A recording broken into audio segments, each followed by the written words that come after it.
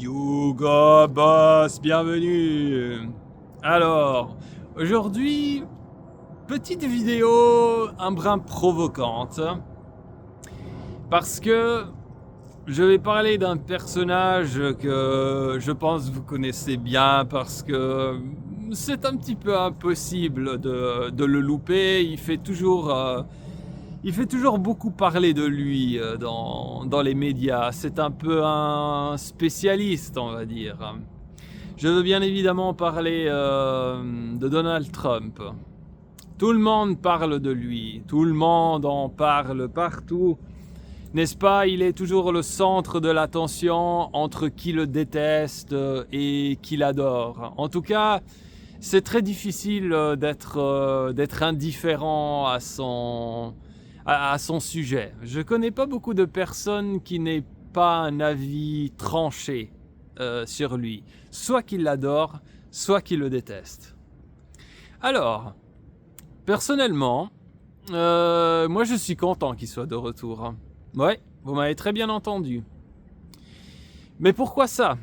Ça, c'est peut-être la réponse que vous ne vous attendez pas.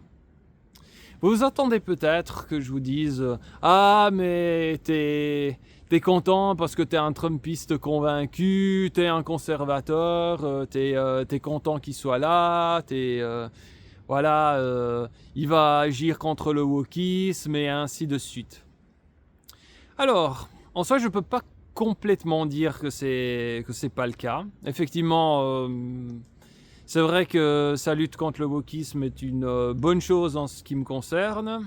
Que voilà quoi, il a un peu cloué le bec à ces démocrates qui parfois ont des méthodes assez discutables quand on voit comme il y a eu des assassinats dernièrement aux États-Unis, et pas que aux États-Unis, aussi dans l'Union européenne, notamment quand ils ont tenté d'éliminer Robert Fico en Slovaquie et menacer d'autres présidents, notamment Irakli Kobakhidze en Géorgie. Donc, quelque part, qu'on cloue le bec et puis qu'on mate un petit peu ces mouvements antifa, wokistes, Black Lives Matter, etc., c'est pas forcément une mauvaise chose. Mais ça, c'est avant tout des problèmes beaucoup plus encore américains qu'européens. Non, la raison pour laquelle je suis content qu'il soit de retour, c'est tout simplement parce que Trump, finalement, c'est l'aboutissement ultime de ce qu'est l'Amérique. Avec lui, les masques tombent. On voit finalement le vrai visage de ce qu'est ce pays au niveau de sa politique internationale, à savoir un pays arrogant, expansionniste, intimidateur, qui ne connaît pas d'alliés, mais uniquement des larbins, qu'il s'amuse en plus à maltraiter et à piétiner. Un pays qui cherche toujours une façon de vendre ses armes ou de provoquer des guerres, parce que oui, ils veulent bâcler le dossier ukrainien, mais pas seulement pour bâcler ça, mais tout simplement pour pouvoir rediriger les armes ailleurs, dans l'Asie-Pacifique. C'est là que se jouera probablement les prochains enjeux géopolitiques. Ce sera le prochain point chaud, disons, Taïwan en particulier. Donc Donald Trump, finalement, il montre le vrai visage, sans masque, sans hypocrisie, de la politique américaine, de ce qu'il représente à travers le monde.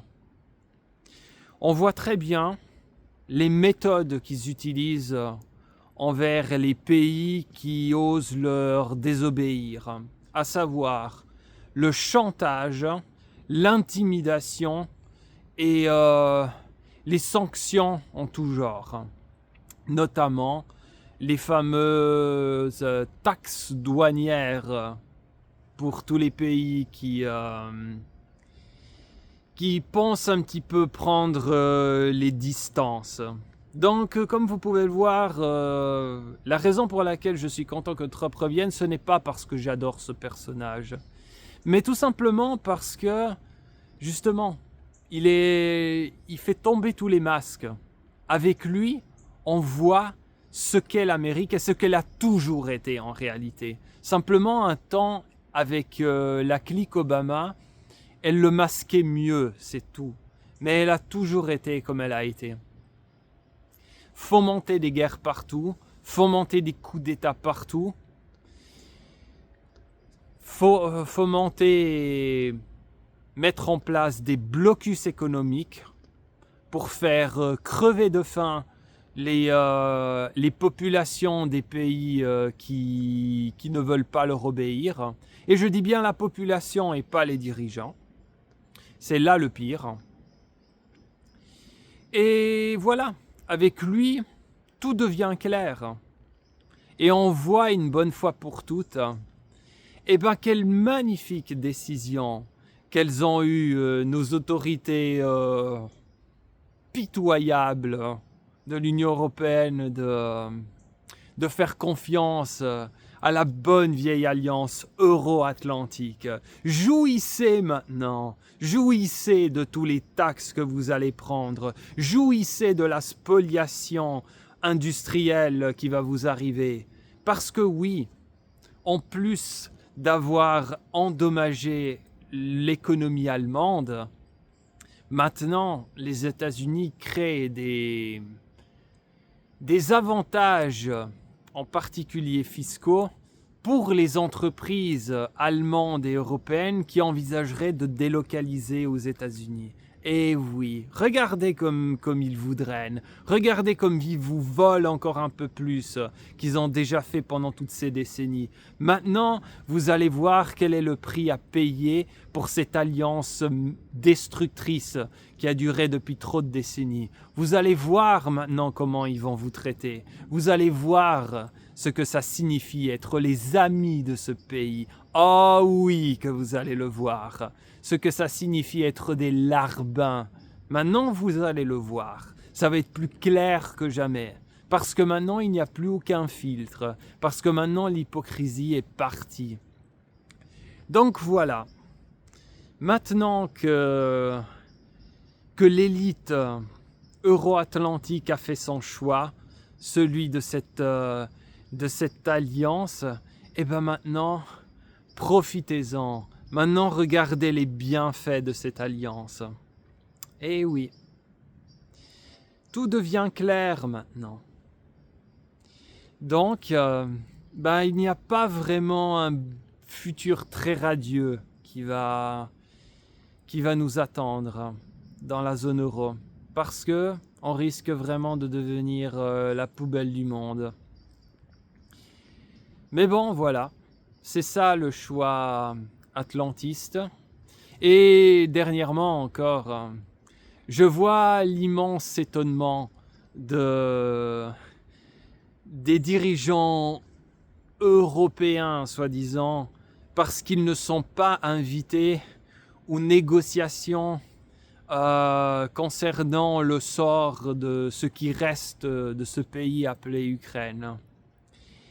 Ils sont étonnés et scandalisés en se disant « Mais comment ? Mais nous ne sommes pas invités !» Non. Et vous savez pourquoi ? Il y a un adage qui dit « Les aigles ne volent pas avec les pigeons. » Voilà. C'est tout pour aujourd'hui et je vous dis à la prochaine. Portez-vous bien.